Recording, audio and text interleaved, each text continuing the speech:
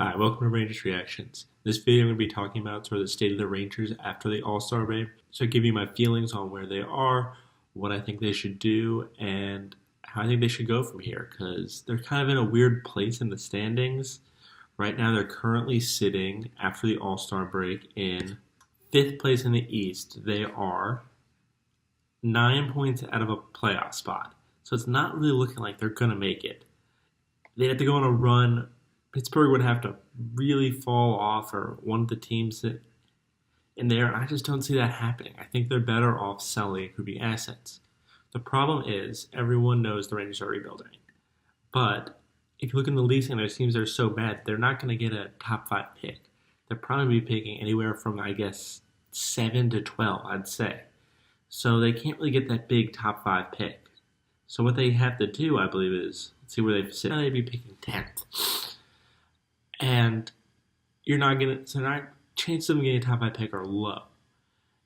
So what they get to do is trade guys in order to get a lot of assets. Go for, instead of quality, because at 10, you're not going to get the same quality pick as you would with that top 5, especially this draft doesn't seem to be as deep as some previous. Now, you could get a surprise. Someone could turn out to be great. That's great. But I think what would be better for them to do is to get a lot of picks. And how would they get that? By trading off some of their players. The ones everyone's talked about is Adam McQuaid, Mark Zuccarello, and Kevin Hayes. So people have made the arguments for against trading them. Adam McQuaid in 24 games this season has got 3 assists. I don't know what his trade value is. We paid a 4th, and Kampfer, who's not very good. So basically just a roster spot for Adam McQuaid. He's big and tough, but I don't know, in today's NHL, they seem to be moving away from that, and maybe some team will value him and give up a 3rd-round pick, but I have trouble seeing that. Maybe a 4th or a 5th, but that looks kind of like a loss for Jeff Gordon. Matt Zuccarello is interesting. He's had some injury problems this year, but has been turning on recently. But he's currently out again with an infected foot. So he had a rough start to the season.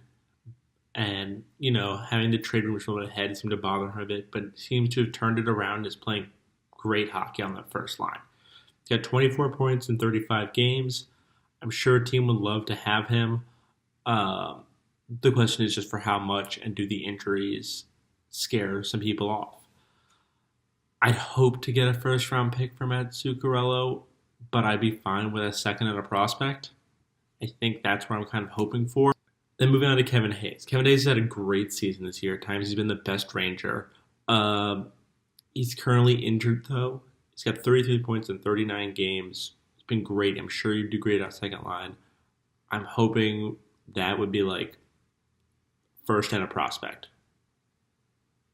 Maybe 2, depending on the level of prospect for Kevin Hayes, is what I would, ideally want. We'll see what happens. He's also been injured the last few games. Hopefully he's had this All-Star break to kind of rest and will be back. I just hope the injuries to Kevin Hayes and Matt Zuccarello don't hold him off. There's also guys that could be traded, guys who have another year left. Chris Kreider's a big one. I hope they don't trade Chris Kreider.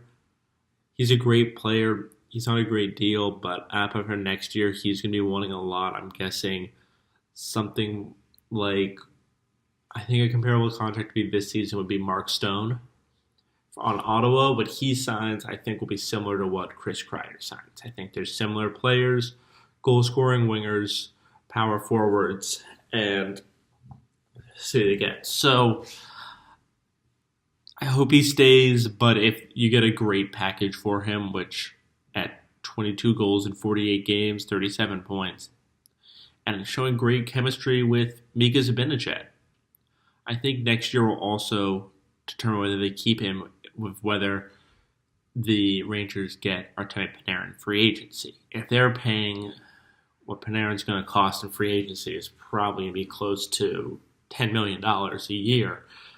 Maybe they think they can't afford Kreider at 7 as well, and they trade him next year. It's something that I could see the Rangers doing, but they want to make sure they get Panarin first. So you don't have Panarin, you can pay Kreider.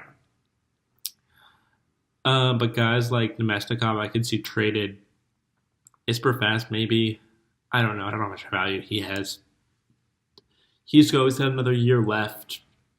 He's been okay this year, been kind of up and down. On defense, maybe they can move Freddie Claesson. He's a free agent as well. 5 points in 26 games. Big defenseman has played well. I don't know how much you're going to get for him. But I think the Rangers do need to sell off and acquire some picks, bring some guys up. Lindgren's look good. I think Anderson deserves another shot on the NHL team. People have been upset about his progress, but I think it takes a while for some prospects. And, look at Jesse Puljujarvi in Edmonton. Some people say, we need to be patient with this guy, and I think that's a similar situation to Anderson here in New York. And I think we need to be patient with the prospect and let him develop. He's going to take some more time. Maybe he won't live up to being a 7th overall pick, but we've got him, so we need to make the most of him. All right. That's sort of my thoughts on the season now. Hopefully the Rangers, I don't really care much about winning, but that they play well and set themselves up for the future. All right. Thanks for watching. Make sure to like and subscribe if you like this. Subscribe if you want to see more of this content. And I'll see you after the game, Rangers versus Flyers. I'll be reacting to that. It should be up either tonight or tomorrow.